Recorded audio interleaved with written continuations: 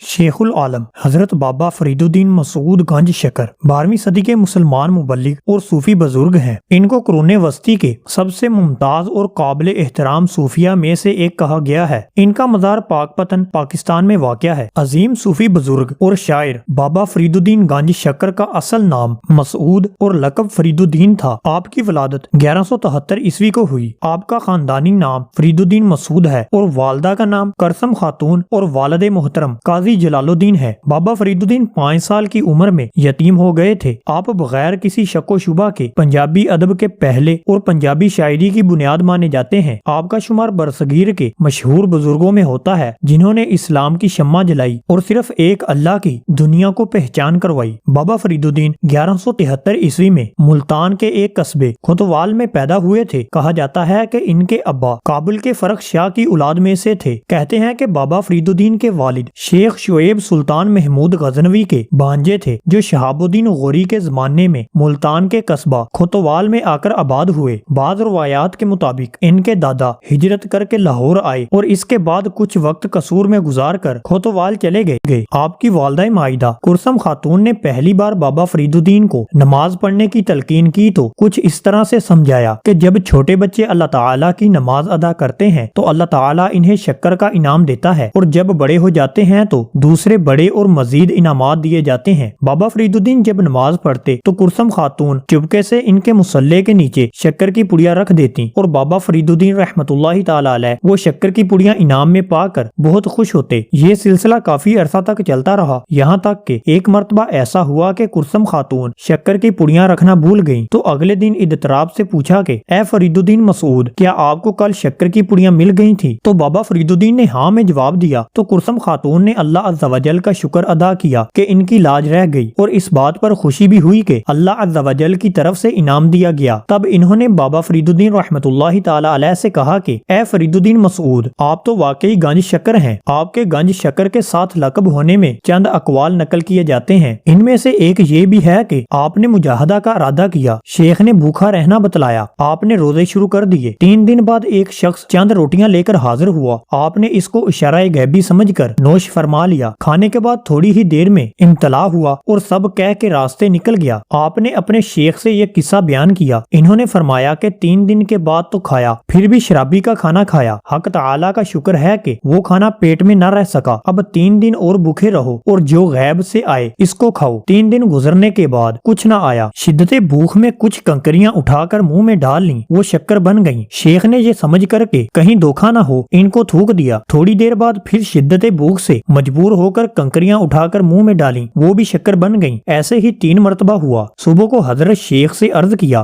حضرت نے فرمایا کہ بہتر کیا کہ وہ کھا لیا۔ اسی دن سے آپ کو گنج شکر کہنے لگے۔ بابا فرید الدین ملتان میں منہاج الدین کی مسجد میں زیر تعلیم تھے، جہاں ان کی ملاقات جناب بختیار کاکی اوشی سے ہوئی اور وہ ان کی ارادات میں چلے گئے۔ اپنے مرشد کے حکم پر بین الاقوامی اور سماجی تعلیم کے لیے قندھار اور دوسرے شہروں میں تعلیم حاصل کرنے کے بعد دلی پہنچ گئے۔ مرشد کی وفات پر ان کو چشتیہ سنگت کا سربراہ بنایا گیا۔ وہ معین الدین چشتی اور قطب الدین بختیار کاکی کے بعد اس کے تیسرے سربراہ تھے اور حضرت محبوب الہی خواجہ نظام الدین اولیاء کے مرشد تھے۔ عظیم صوفی بزرگ تھے جنہوں نے جاگیر ہونے کے باوجود پاک پتن جو اس وقت کفرستان تھا، قبرستان میں اگنے والی جھاڑی سے ڈیلے حاصل کر کے پانی میں ابال کر کھاتے، لیکن کبھی کسی سے مستعار شے لے کر نہ کھائی۔ انہوں نے دیگر علماء اکرام، صوفیاء اکرام، مشائخ اور درویشوں کی طرح محبت، بھائی چارے، امن و امان اور باہمی میل جول کا درس دیا، جس سے متاثر ہو کر لوگوں نے اسلام قبول کیا۔ آپ کے مشہور خلفاء کے نام یہ ہیں: حضرت علی احمد علاء الدین صابری کلیری، حضرت خواجہ نظام الدین اولیاء، حضرت مولانا بدر الدین اسحاق رضی اللہ تعالی عنہ۔ کہا جاتا ہے کہ ان کو دلی کی شان و شوکت ہرگز پسند نہ تھی، جس کی وجہ سے وہ پہلے ہانسی اور پھر پاک پتن میں ڈیرہ نشین ہو گئے، لیکن کچھ روایات کے مطابق دلی اور اس کے گرد و نواح کی چشتیہ اشرفیہ ملتان کے ایک قصباتی نوجوان کو سربراہ ماننے کو تیار نہ تھی اور ان کے خلاف سازشیں ہو رہی تھیں، جس کی وجہ سے وہ پاک پتن تشریف لے آئے۔ شاید دونوں باتیں ہی درست ہوں کہ ان کے خلاف سازشیں بھی ہو رہی ہوں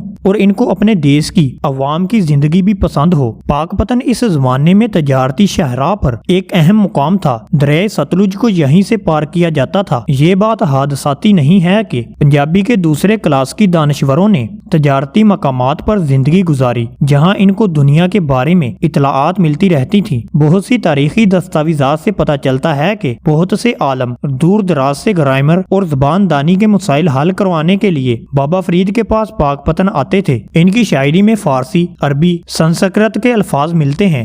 حامد بن فضل جمالی کا کہنا ہے کہ بابا فرید الدین نے پاک پتن میں ہی شادی کی، حالانکہ بعض تاریخی حوالوں کے مطابق وہ دلی میں بادشاہ ناصر الدین محمود کے دربار میں گئے، جہاں بادشاہ نے اپنی بیٹی ہزابرہ کی شادی ان سے کر دی، لیکن بعد میں ہونے والے واقعات سے پتہ چلتا ہے کہ انہوں نے عوامی رنگ میں رہتے ہوئے اپنے طبقے میں ہی شادی کی تھی۔ پاک پتن کی عوامی زندگی بھی کوئی آسان نہ تھی، کیونکہ وہاں بھی مذاہب کا ٹھیکیدار قاضی موجود تھا جو ہر طرح سے ان کو تکلیف پہنچانے پر تیار رہتا تھا۔ اس کے اکسانے پر لوگ آپ کی اولاد کو تکلیف پہنچاتے تھے، لیکن بابا فرید الدین کچھ زیادہ توجہ نہ دیتے تھے۔ قاضی کو اس پر بھی چین نہ آیا اور اس نے ملتان کے علماء کو اطلاع دی اور سوال کیا کہ کیا یہ جائز ہے کہ ایک شخص جو اہل علم ہے خود کو درویش کہلوائے، ہمیشہ مسجد میں رہے اور وہاں گانا سنے اور رقص کرے۔ جب ان علماء نے بھی کچھ نہ کیا تو قاضی نے کسی کو دے دلا کر تیار کیا کہ وہ بابا فرید الدین کو دوران عبادت ختم کر دے، لیکن اس کا یہ منصوبہ بھی ناکام ہو گیا۔